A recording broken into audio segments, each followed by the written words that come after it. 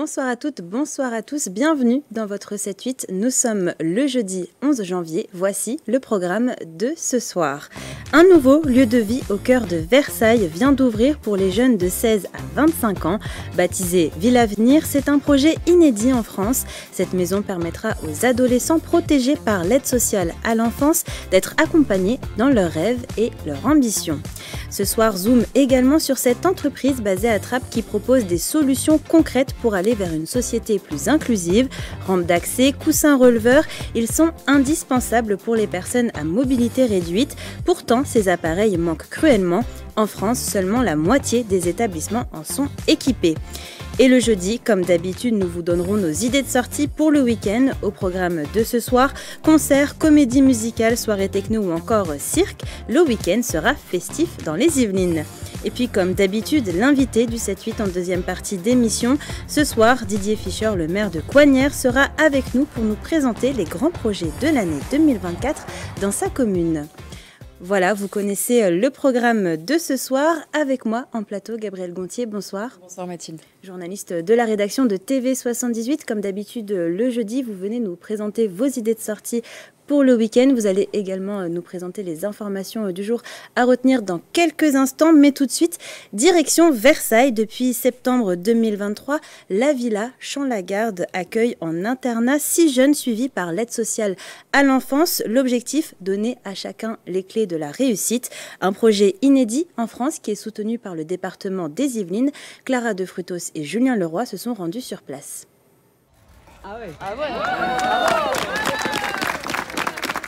L'égalité des chances pour tous, le projet Ville Avenir était inauguré ce jeudi 11 janvier à Versailles, un lieu de vie pensé comme un espace pour la réussite de jeunes de 16 à 25 ans accompagnés par l'aide sociale à l'enfance. Des parcours de vie souvent difficiles que la structure accompagne grâce à des solutions éducatives innovantes. Nous avons une jeune fille qui est actuellement en train de préparer Sciences Po et qui bénéficiera d'un mentorat de quelqu'un qui a le même parcours qu'elle, mais pas que ça, en fonction des compétences qu'elle a à développer. On lui proposera tout un certain nombre d'ateliers, d'activités, de rencontres inspirantes. Bien sûr, il faut que ce soit des jeunes qui aient un talent, mais surtout qui fassent la démonstration de leur capacité à s'engager véritablement de manière authentique et dans leur travail pour que leur projet soit rendu possible. Dans cette villa Champ-Lagarde, accolée au domaine de Madame Elisabeth, 6 jeunes sont accompagnés en internat depuis septembre 2023, un lieu permettant l'accès à des études mais aussi le développement de nouvelles compétences, gestion des émotions, communication ou méthodologie d'apprentissage, des projets individualisés et sur mesure pour regagner en confiance. C'est vrai que c'est un privilège parce que je suis moi-même une enfant de la DAS, enfin j'étais une enfant de la DAS. La DAS, c'est l'ancêtre de l'aide sociale à l'enfance, donc je me reconnais dans ces parcours de vie de ces jeunes, dans tout ce qui a pu les malmener finalement depuis leur plus tendre enfance, à un moment où ils auraient dû être tout simplement insouciants, être simplement des enfants. On est vraiment convaincu que la qualité du cadre, la qualité de l'emplacement vont les aider à réussir une vie qui, il faut bien le dire, n'était pas forcément bien partie pour eux. 1 million d'euros ont été investis par le département pour réhabiliter cette maison. À la rentrée 2025, le site devrait s'agrandir pour accueillir en interne une douzaine de jeunes. Dans les Yvelines, près de 7000 enfants sont accompagnés chaque année par l'aide sociale à l'enfance. Allez, c'est l'heure à présent de faire le point sur les informations à retenir aujourd'hui dans les Yvelines.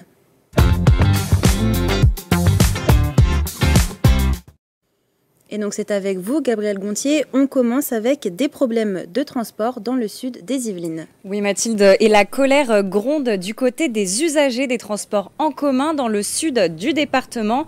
La raison Mathilde, depuis le 1er janvier, la gestion du trafic des transports a changé de main. C'est maintenant l'entreprise Transdev Sud-Yvelines qui gère le secteur. Problème, cette dernière fait face à une pénurie de conducteurs pour assurer le service et notamment dans le secteur de la vallée de Chevreuse.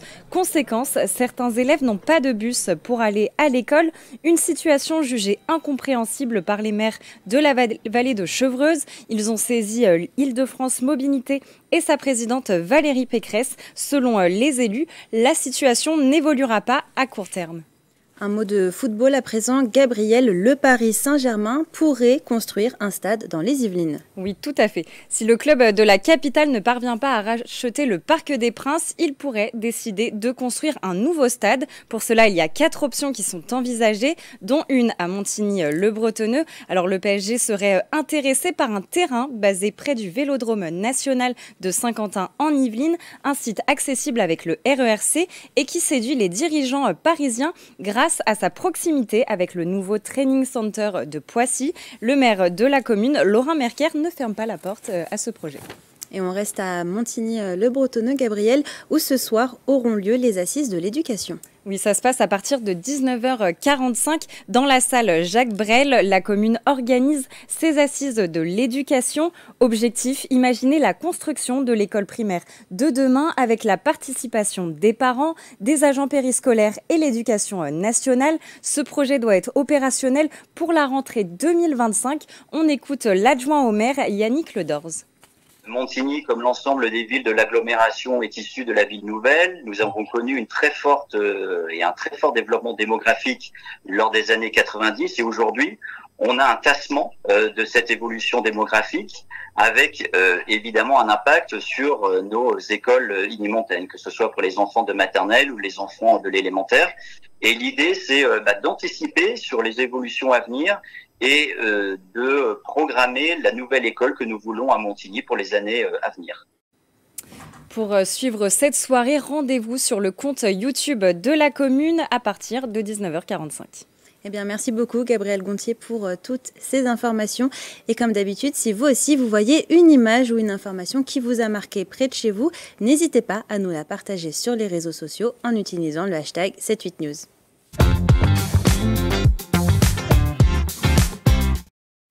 En France, un établissement sur 2 n'est pas adapté aux personnes à mobilité réduite. Une problématique qui touche l'entreprise Axol. Située à Trappes, cette dernière souhaite favoriser l'accessibilité des lieux à tout le monde. Elle fabrique et commercialise une vingtaine de produits différents.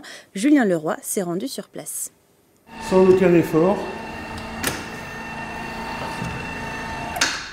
et l'appareil monte. L'accessibilité pour tous.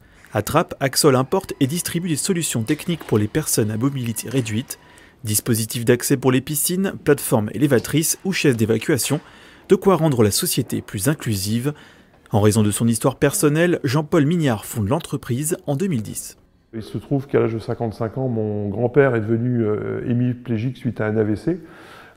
J'avais 6 ans à l'époque et j'ai vécu toute ma jeunesse à observer que pour ma famille c'était extrêmement compliqué de lui faire participer à toutes les activités familiales pendant une vingtaine d'années où il fallait le porter en permanence. Il ne voulait pas quitter sa maison qu'il avait construite, dans laquelle il avait toujours vécu.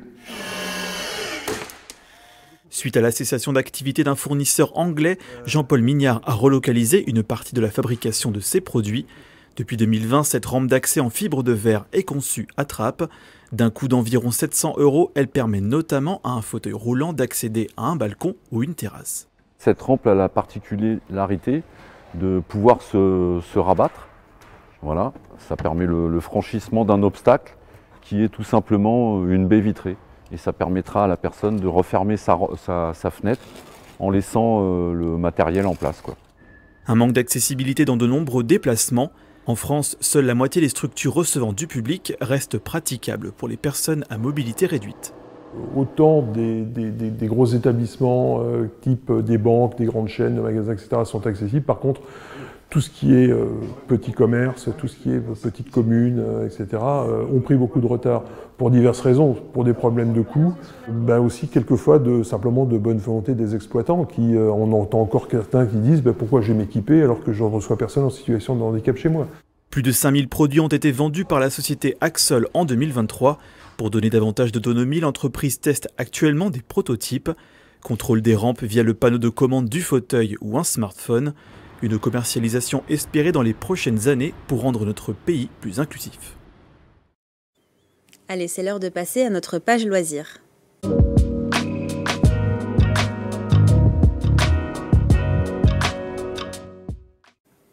Et on débute cette page loisirs avec vos idées de sortie pour ce week-end, Gabriel, et on commence avec un événement à Versailles. Oui, on commence avec un petit blind test. Mathilde, est-ce que vous reconnaissez ce titre? C'est les Beatles. Come Together. Come Together, écrit par John Lennon, sorti en 1969. Et si je vous parle des Beatles, Mathilde, c'est que le célèbre groupe britannique reprend vie le temps d'une semaine à Versailles, au Cyrano.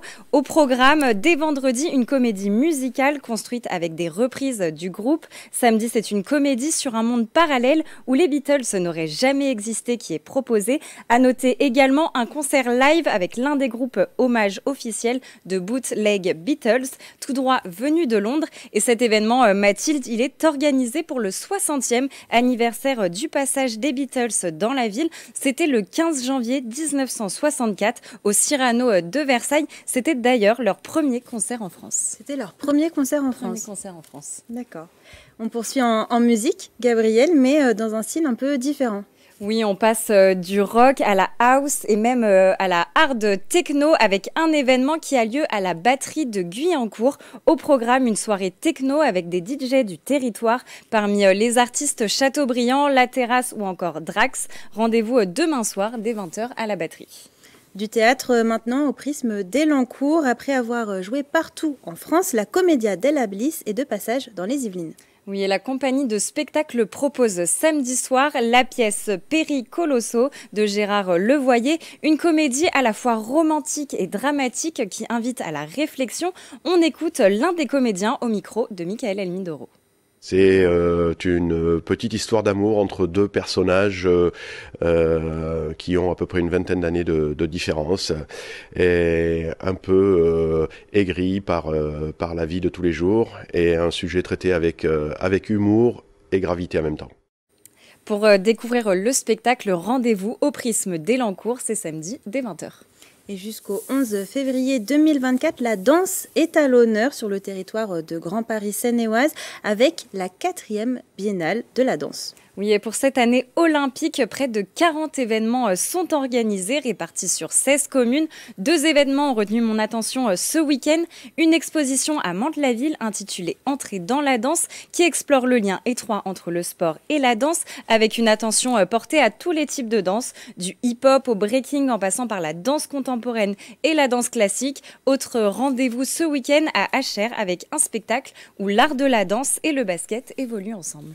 Et on termine vos idées de sortie, Gabriel, avec du cirque. Du cirque à l'île de loisirs de Saint-Quentin en Yvelines durant tout le mois de janvier. Dans son spectacle L'Absolu, Boris JB combine acrobatie, danse et questions existentielles. Tout ça évoluant dans un gigantesque silo conçu pour l'occasion. Loin du chapiteau traditionnel, cette configuration permet au public un angle d'observation inédit, promettant une expérience originelle. Oui, ça a l'air intéressant, effectivement. Merci beaucoup, Gabriel, pour toutes ces idées de sortie.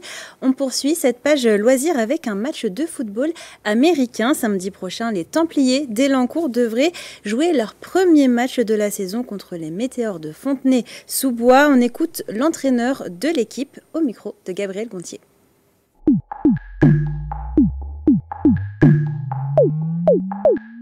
Bonne préparation physique, on est parti sur 5 à 6 semaines prépa physique dans l'intégrant le football américain, puisque cette année en fait on a un effectif qui se modifie de plus en plus. On a un groupe senior, pour parler de l'équipe senior pour l'instant, qui est assez complet, étoffé. Contrairement aux autres années, on a un bon nombre de joueurs, c'est-à-dire qu'on a entre 40 et 50 licenciés, je crois, seniors, contrairement à l'année dernière où on en avait une trentaine, donc on a fait un bon recrutement.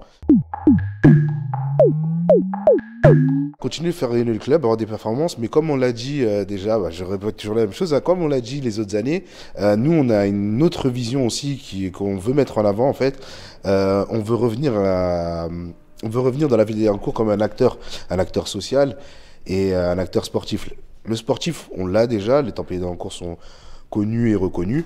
Maintenant, acteur social, on va participer à la vie de la ville.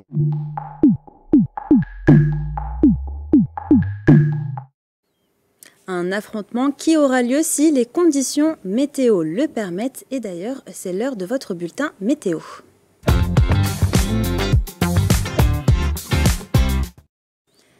Demain matin, nous devrions avoir de belles éclaircies sur la partie sud-ouest des Yvelines. Par contre, le ciel sera plus nuageux du côté de Mantes-la-Jolie et de Houdan. Au niveau des températures, ça remonte légèrement. On ne sera plus dans le négatif, c'est déjà ça. Comptez 3 degrés à Mantes-la-Jolie et 1 degré à Versailles, Rambouillet et Houdan. L'après-midi, le ciel se couvre sur une bonne partie du département. Seul le secteur de Versailles sera épargné. Côté température, il fera 4 degrés à Mantes-la-Jolie et 3 degrés à Houdan, Rambouillet et Versailles. Pour les prévisions météo de ce week-end, samedi, le soleil sera présent, mais les températures redescendent. Il fera en moyenne moins 2 degrés le matin et 2 degrés l'après-midi. Dimanche, le ciel sera nuageux sur l'ensemble du département et il fera environ 0 degré le matin et 2 degrés l'après-midi.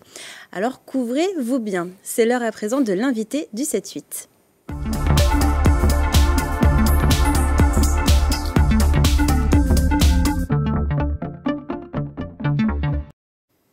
Et ce soir, nous sommes avec le maire de Coignères, Didier Fischer. Bonsoir. Bonsoir. Bonne année 2024, oui, bonne année à vous vœux aussi, hein, et à toute la rédaction et toutes les équipes. Et moi, j'allais dire à tous les Coignériens et les Coignériaises. On dit comme ça. Alors, première question, Didier Fischer. Oui. Quel bilan faites-vous de l'année 2023 dans votre commune? Ça fait une bonne année, une année riche en projets. On a bien avancé sur le théâtre d'Audet, une rénovation thermique qui est achevée aujourd'hui. Donc ça, c'est quand même quelque chose de fondamental. On a démarré les travaux de l'ARA, la résidence autonomie. Là aussi, c'est quelque chose d'important parce que nos personnes âgées avaient besoin de plus de confort, notamment dans les salles de bain. Et on refait tout le rez-de-chaussée, qu'on isole aussi d'une manière thermique. Et puis, on refait des salles, une salle de restaurant, des salles d'activité de qualité. Donc c'est quand même là déjà de beaux projets qui ont eu lieu dans cette année 2023. Ça a été aussi l'année Abbé Pierre à Coignères et c'était important parce que les valeurs de l'Abbé Pierre, on a essayé de les mettre en avant dans notre belle commune et ça a bien marché autour de, je dirais, d'activités importantes, les jeunes, les moins jeunes, des expositions sur l'Abbé Pierre. Ça a été l'occasion pour les Coignériens de découvrir, au moins pour les plus jeunes, de découvrir cet homme et ça a été une belle année en quelque sorte. L'année 2023 a aussi été marquée par l'inflation, un contexte financier compliqué pour les collectivités. Tout à fait. Est-ce que est-ce que à cause de ce contexte compliqué, vous allez augmenter les impôts locaux? Non, nous n'augmenterons pas en 2024 les impôts. Je l'ai fait en 2023, je l'ai fait sur le budget 2023 et je m'engage évidemment à ne pas les augmenter en 2024. En fait, ce que l'on fait, c'est que l'on va poursuivre les économies d'énergie, notamment notre plan de sobriété énergétique, nous allons le maintenir et il a porté ses fruits là cette année puisque selon les sites de la commune, c'est entre 10 et 30% d'économies en matière de gaz et d'électricité. Quand on sait que le gaz a augmenté de 300% et l'électricité, nous, on a pris 72 ou 73% d'augmentation, vous pouvez imaginer que d'avoir pu faire au moins 30%, 10 à 30% d'économie en termes de consommation, je dis bien, pas en termes, puisqu'on a payé évidemment plus cher, il a fallu que j'aille chercher 1 million d'euros supplémentaires quand même à ce budget. C'est pour ça que j'ai augmenter les impôts aussi. On n'aurait pas eu ce problème-là, on n'augmentait pas les impôts, c'est évident. Alors beaucoup de travaux de rénovation, notamment énergétique. Aussi, l'année prochaine, la rénovation du groupe scolaire Bouvet, les travaux vont commencer quand? Ils commencent. Ils commencent en ce moment. On a posé les premiers algécos puisqu'on fait une rénovation avec les élèves sur site. Donc on a posé les premiers algécos à la fin du mois de décembre. Et là, les premiers travaux démarrent. Au 1er février, je crois que le chantier battra son plein. Alors c'est quand même, on a phasé ces travaux. Il y a 3 phases de travaux sur 18 mois. Une première phase qui va consister à construire un restaurant scolaire qu'on mutualise, école maternelle, école élémentaire. Ensuite, on va faire l'école maternelle, deuxième phase, et puis enfin, l'école élémentaire. Et là, on a une vraie rénovation thermique par l'extérieur. On isole les murs par l'extérieur, on change un certain nombre de vitrages, bien entendu, et on rénove l'intégralité aussi de l'école, salle par salle, parquet, enfin, disons, sol, plafond, enfin, vous voyez, et on la rend accessible, notamment pour l'école élémentaire, par un ascenseur à l'extérieur de l'école. Voilà. Et tout ça, ça représente quel coût environ pour la ville? On est sur un coût entre, je dirais, un peu plus de 4 millions d'euros. Ça peut peut-être aller jusqu'à 5 millions, puisque vous savez, les chantiers, c'est toujours aléatoire. Hein. Ouais. Mais on a quand même, je dirais, sur ce chantier, sur cette rénovation, on va quand même essayer d'obtenir à peu près 50% de cofinancement. Donc c'est 50% de 4 millions et demi peut-être pour la commune réellement. Alors dans les autres grands projets en cours pour la ville, il y a le renouveau du quartier de la Gare, un projet qui a débuté en 2022. Où est-ce qu'en est ce dossier? Alors on en est dans l'étude tout d'abord, puisqu'il faut commencer par une étude, et là je salue 50 ans en Yvelines, hein, puisque c'est elle qui a la compétence dans ce domaine et qui finance cette étude, une étude à 300 000 euros quand même, hein, c'est pas rien, sur ce quartier, puisque nous souhaitons faire évoluer ce quartier, nous souhaitons y mettre de la mixité fonctionnelle, nous souhaitons créer un véritable écoquartier pour, je dirais, améliorer véritablement là cet espace qui aujourd'hui, je dirais, est problématique. Les habitants, parce qu'il y a quand même des habitants dans ce quartier aujourd'hui, se sentent plutôt relégués. Et cela, il n'y a pas de service public, à part la gare. Vous n'avez pas de service public. Donc, cela pose problème. Et puis, il y a cette Nationale 10 qui, quand même, fracture notre ville et coupe cette ville en deux et pose un certain nombre de problèmes. Des problèmes, finalement, d'accidents, des problèmes de pollution, des problèmes de bruit. Donc, tout cela doit être considérablement amélioré. Et cette étude vise à nous donner au moins, je dirais, une orientation pour améliorer les choses dans ce quartier. Vous parliez de la N10, la sécurité routière, vous en faites une priorité pour l'année 2024, ça veut dire quoi? C'était déjà la priorité en 2023, puisque nous sommes passés sur tout l'espace résidentiel, et notamment le centre, le vieux village, les espaces pavillonnaires. Nous sommes passés à 30 km/h, on est passé de 50 à 30 km/h, et puis nous réfléchissons, je dirais, à faire en sorte aussi de faire ce que l'on appelle, ce qui est fait d'ailleurs dans certaines villes, des zones de rencontre, des zones 20, rencontres automobilistes, piétons, vélos. Donc c'est un système qui, normalement, sécurise, en effet, considérablement ces lieux où on les met en place, quoi. Vous demandez également à ce que la vitesse soit réduite sur la Nationale 10 ? Oui, alors ça c'est un projet plus large, c'est dans le cadre d'une requalification, ce qu'on demande une requalification de la Nationale 10, avec, puisque je le disais, elle fracture notre commune, enfin c'est un vrai souci. Elle a fait notre richesse, mais aujourd'hui elle nous pose un certain nombre de problèmes malgré tout. Donc l'idée, c'est un projet global, l'idée c'est de faire un aménagement au carrefour des Fontaines, type peut-être ce qui est fait sur Trappes aujourd'hui avec le rond-point, le passage souterrain, enfin des choses de ce type, quelque chose qui nous permette finalement de mieux circuler, parce que là c'est un nœud d'engorgement et d'accident qui est quand même problématique. Et puis ensuite, la suite en quelque sorte en direction de Rambouillet serait plus sur un boulevard urbain, et pour obtenir ce boulevard urbain, effectivement, l'idée c'est de diminuer la vitesse, de passer de 70 à 50 km/h, de rétrécir les voies, puisque ça nous permet de rétrécir les voies, justement, de diminuer la vitesse, et de faire en sorte qu'on puisse plus facilement la franchir pour atteindre ce fameux nouveau quartier que l'on va construire. Ça engendre des bouchons, de rétrécir les voies? Je pense pas. Après, on garde la fluidité, la circulation. Au contraire, si on fait ce qui est fait, par exemple, sur Trappes avec ces ronds-points, on fluidifie en fait la circulation. On est plutôt dans la fluidité. Parce que le problème, c'est qu'une fois qu'on aura fait Trappes, les voitures vont nous arriver sur Coignères. De toute façon, ça ne va pas solutionner la question coignérienne.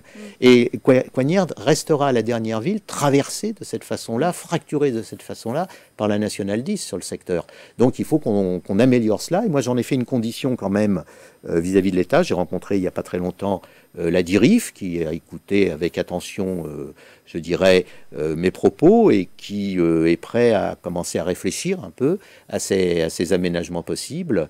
L'idée, c'est vraiment de se dire, on ne fera pas l'écoquartier, on ne va pas faire 500 logements de l'autre côté de la Nationale 10 si on ne peut pas la traverser en sécurité. C'est pas possible.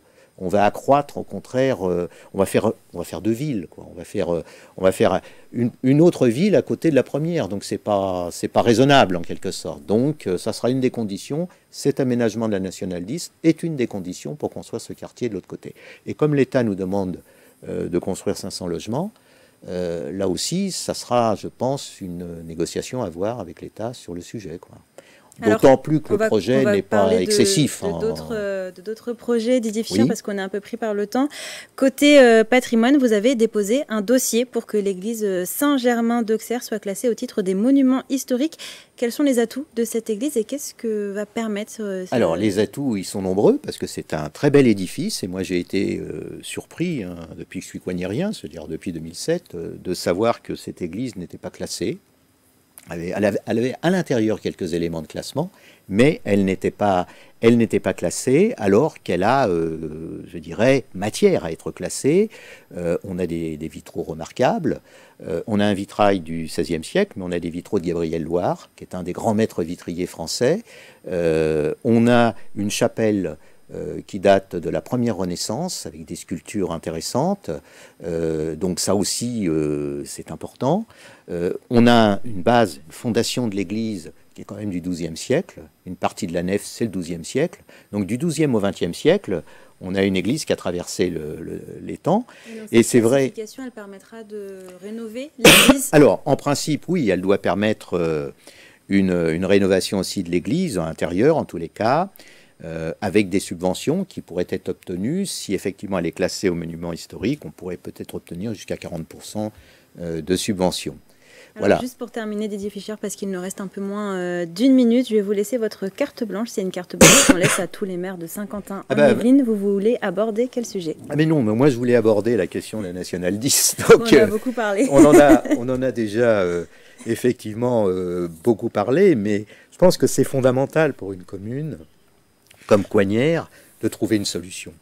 J'ai interpellé aujourd'hui la région, le département, l'État. De la région et du département, j'ai pas eu de réponse, à vrai dire.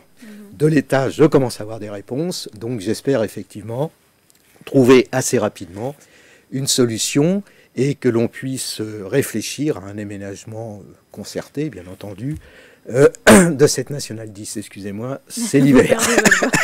C'est l'hiver, voilà. Mais je pense qu'il y a là un vrai sujet qui permettra, qui améliorera quand même cette qualité de vie à Coignères. Et je vous ai expliqué en effet que de pouvoir faire cet aménagement sur le carrefour des Fontaines, passer en boulevard urbain, végétaliser les abords de cette nationale, en réduisant, grâce à la réduction de vitesse, l'emprise, je pense que là, voilà, je pense que c'est vraiment fondamental. Je ne demande pas un enfouissement total parce que je sais que c'est pas possible. Je comprends bien la situation à Trappes. On est à 150 millions aujourd'hui. On avait commencé à 98 millions. On est à 150 millions. Je pense que c'est un sujet à Coignères autour d'une quarantaine de millions d'euros. Voilà. Merci beaucoup, Didier Fischer. Voilà. On va devoir rendre l'antenne. Bonne année 2024. Merci à vous et encore bonne année à vous et merci de m'avoir accueilli. Merci, avec plaisir. C'est la fin de cette émission. Merci pour votre fidélité. Je vous souhaite une belle soirée et un excellent week-end sur TV 78. Prenez soin de vous. Voilà.